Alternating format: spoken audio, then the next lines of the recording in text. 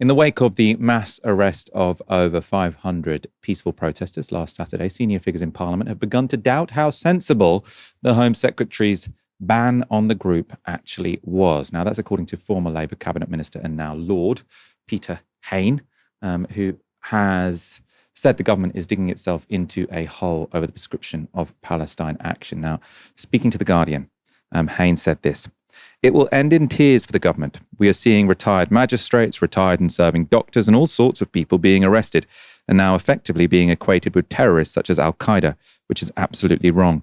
It's going to get worse for the government because I don't see people from that Middle Britain background who have joined these protests in such large numbers to suddenly decide that all is okay. In fact, I think more are going to come out and face arrest because the approach to Palestine action is contrary to every form of peaceful protest in British history, whether that's the Chartists and suffragettes or anti-apartheid and anti-fascist protesters."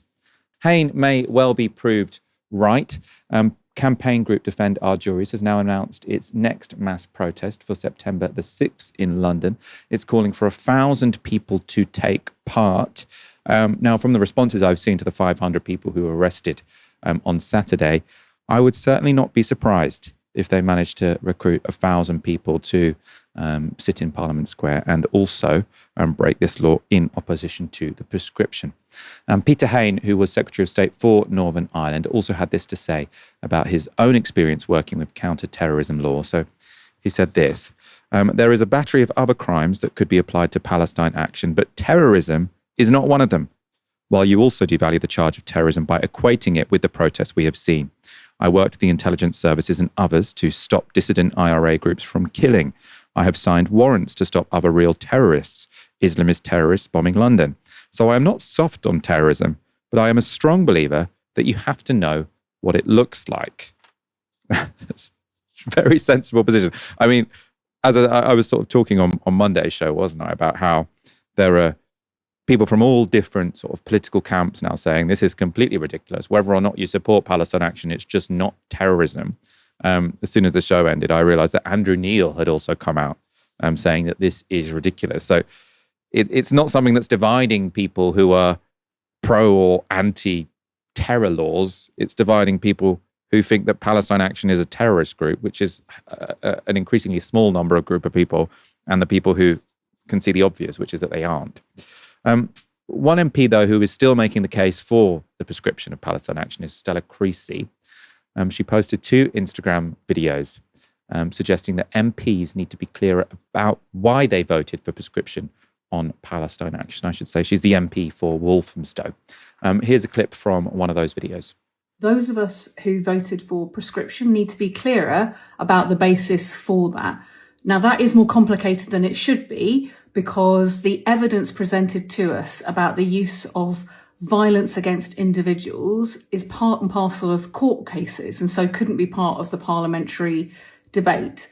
But I will share with this video a number of links to the reports about those examples and the repeated targeting of individuals for intimidation and violence, and also the High Court documents that show that the initial request by the security services and the police for prescription, because that threshold of direct violence had been met, was made in March this year. Now, that is before the attack on Brize Norton. So the call for prescription predates whatever happened at Brize Norton, and it centres on those violent acts.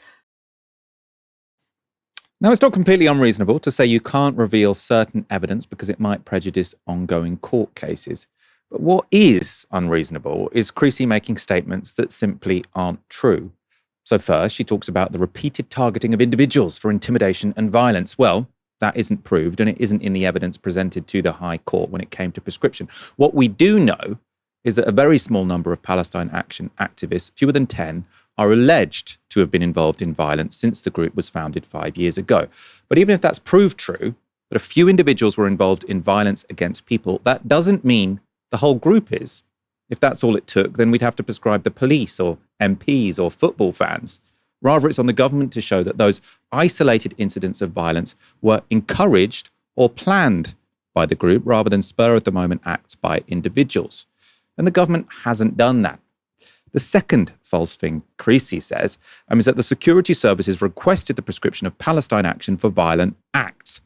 But that's not what's contained in the report of the Joint Terror Analysis Centre report submitted by the government, which was revealed in the court application for judicial review into Palestine Action's prescription. Now, JTAC is a committee with members from the security services, the police, and various ministries. And in their report on Palestine Action, dated March this year, they say the majority of the group's actions would not be classed as terrorism under the law. This is from The Guardian's reporting on the contents of that report. So the report said the group primarily uses direct action tactics, which typically resulted in minor damage to property.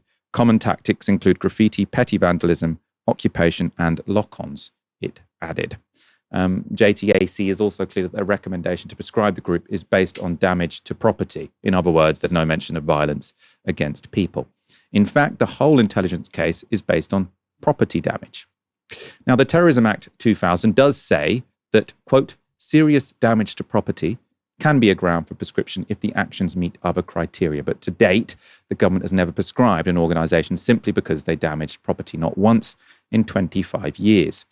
The Guardian has also reported on the assessment of the Prescription Review Group, saying this: PRG said a ban would be relatively novel as there was no known precedent of an organisation being prescribed on the basis that it was concerned in terrorism, mainly due to its use or threat of action involving serious damage to property. Now, if Stella Creasy wants MPs to be trusted, she should have been saying all of that instead of pumping out misinformation on her Instagram. Kieran, I've seen lots of people sharing those two videos. They're sort of from Stella Creasy saying, you know, I believe in the suffragettes. I believe in all these sorts of direct action movements, but there were always debates within these groups about whether to be violent or non-violent. And this is just part of that debate. I suppose that the issue being we have law, right? If you're against protests sort of becoming violent, we have laws for that, right? You can charge someone with assault PC. You can charge someone with GBH.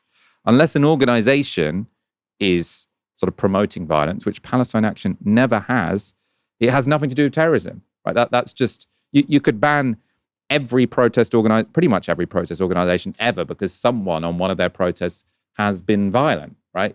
If the organization itself has not called for violence, if that's not a core part of their strategy, which it absolutely is not when it comes to Palestine Action, the core part of their strategy is property damage, then the whole thing is just ridiculous.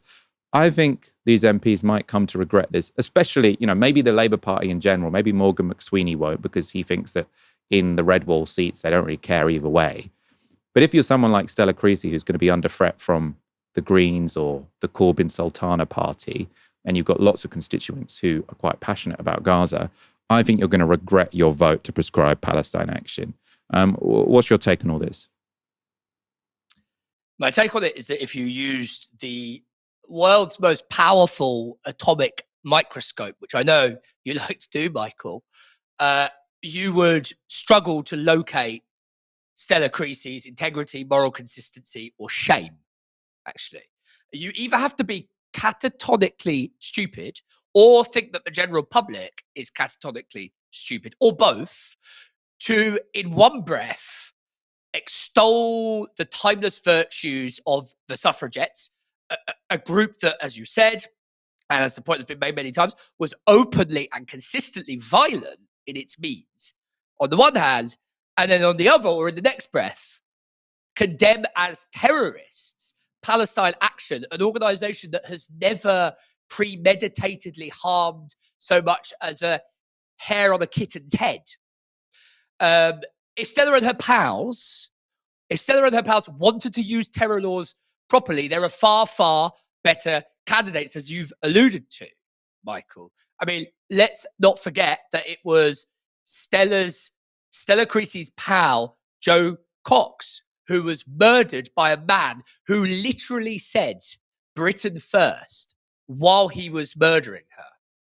Britain First, not a proscribed organisation, a political party, no less, that's allowed to canvass and campaign around mosques and schools and so on.